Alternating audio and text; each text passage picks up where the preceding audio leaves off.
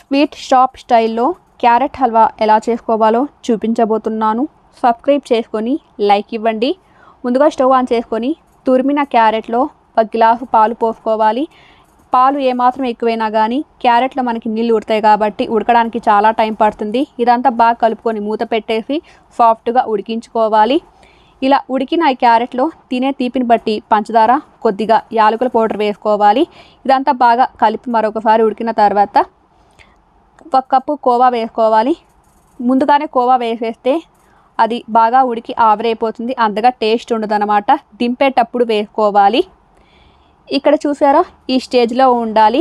ఇలా వీటిని హాఫ్ చేసి పక్కన పెట్టేసుకొని చిన్న కడాయిలో 1-2 టేబుల్ స్పూన్ అంత ఘీ వేసుకోవాలి. కొద్దిగా బాదం పప్పు, కొద్దిగా జీడిపప్పు వేసుకొని ఇదంతా బాగా కలుపుకొని చల్లారిన తర్వాత తింటే వేరే లెవెల్లో ఉంటుంది. చాలా చాలా బాగుంది. తప్పకుండా ట్రై చేయండి. సబ్స్క్రైబ్ చేసుకొని